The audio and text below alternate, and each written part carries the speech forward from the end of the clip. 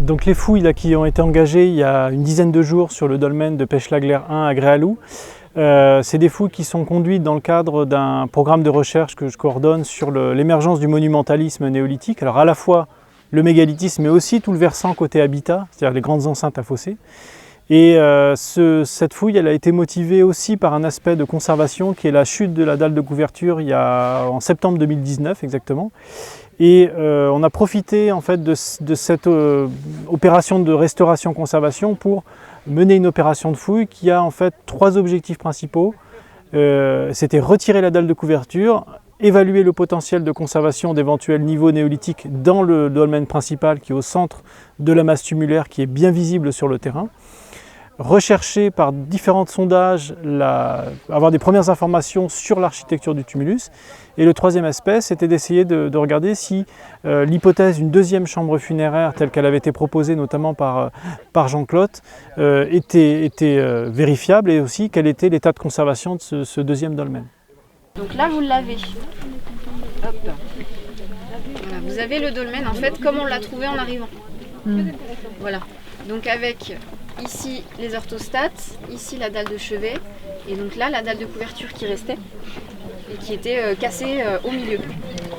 Voilà, donc ça c'est ce qu'on appelle de la photogrammétrie, qu'on va obtenir grâce à une succession de clichés, de photos en fait, qu'on va prendre sur le terrain, donc des photos qui recouvrent en fait les mêmes zones, pour que le logiciel, lui, une fois qu'il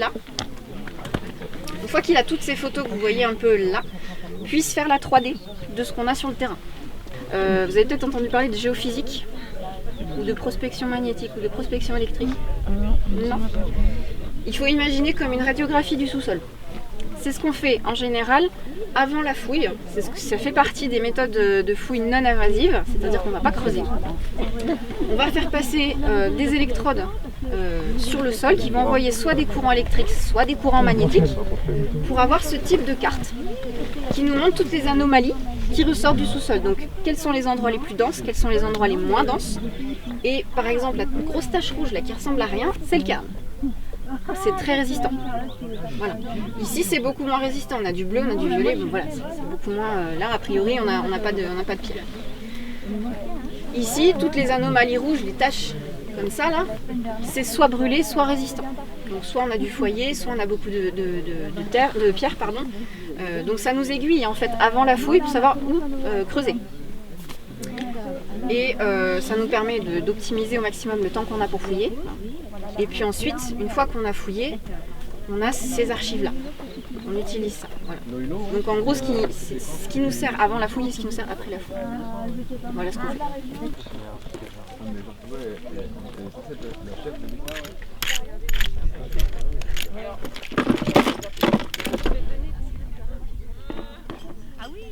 On est tombé sur donc ces blocs alignés tout autour.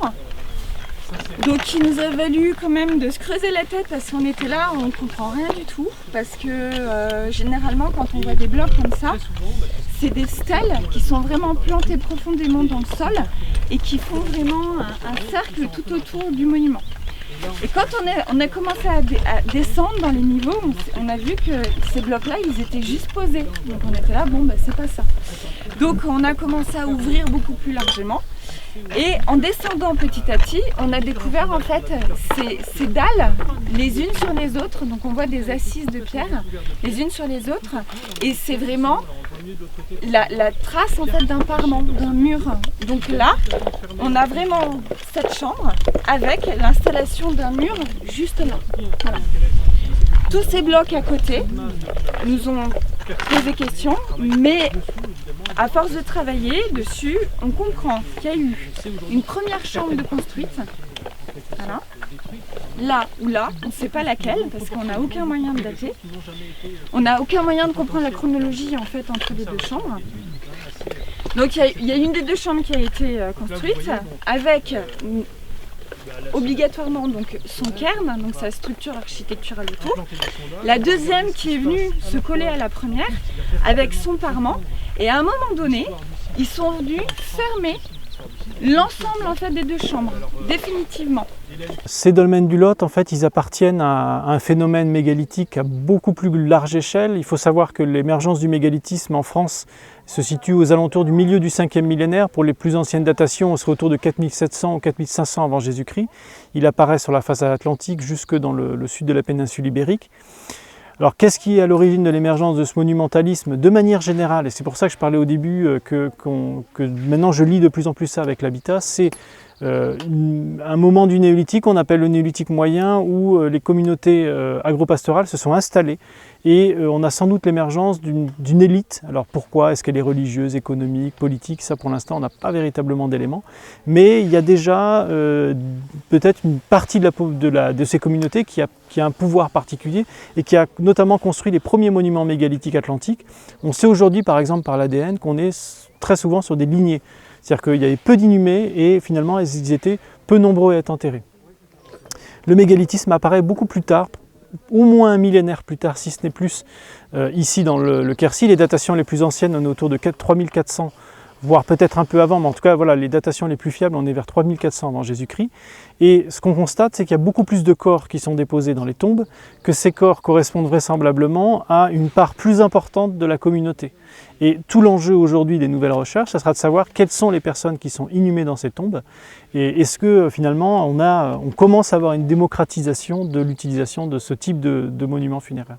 Alors évidemment, le pourquoi de la disparition du mégalithisme, c'est une question qui est encore très compliquée à répondre aujourd'hui. Ce qu'on sait, c'est que par exemple, certains monuments mégalithiques, alors je ne sais pas pour celui de Pech-la-Glère qui est en cours de fouille, mais on a de multiples exemples de monuments qui vont être utilisés parfois pendant un millénaire.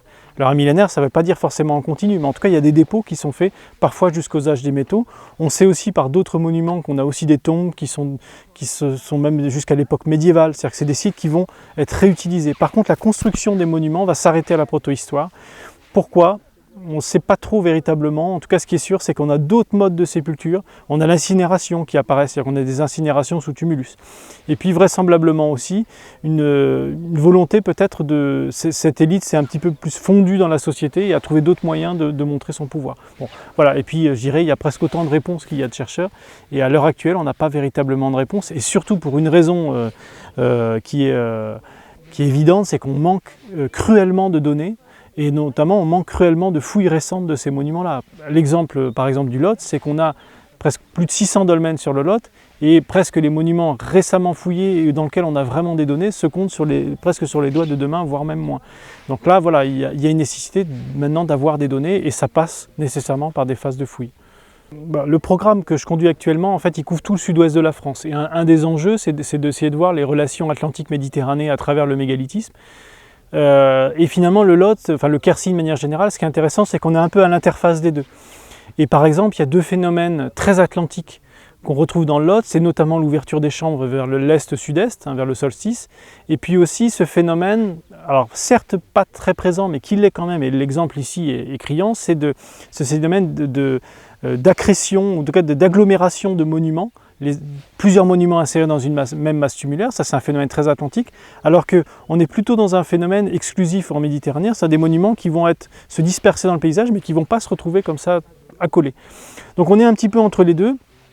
Malheureusement aujourd'hui, et encore on en revient toujours à la même question du manque de données, c'est que par exemple ce qui nous renseignerait beaucoup sur les contacts Atlantique-Méditerranée, ça serait le matériel. Alors on peut le voir en partie par la parure, en coquillage, en stéatite ou des choses comme ça, mais on manque véritablement, là il faut être clair, de données sur le mobilier. Et je dirais même par exemple sur les datations et le mobilier de la construction de ces mégalithes. Mais on est, voilà, en tout cas il y a des tendances, par exemple l'utilisation de la pierre sèche, il y a un phénomène qu'on va retrouver dans les deux régions. Par contre ce type de dolmen qu'on appelle les dolmens Cosnard ou les dolmens simples, constitués de deux piliers, d'une dalle de couverture et d'une dalle de chevet, ça c'est vraiment des dolmens qu'on va retrouver jusqu'en Ardèche, qui sont clairement sud de la France et beaucoup moins atlantiques. Voilà, donc on est à l'interface des deux et maintenant il faut essayer de voir quelle est la part du côté atlantique et la part du côté plutôt méditerranéen.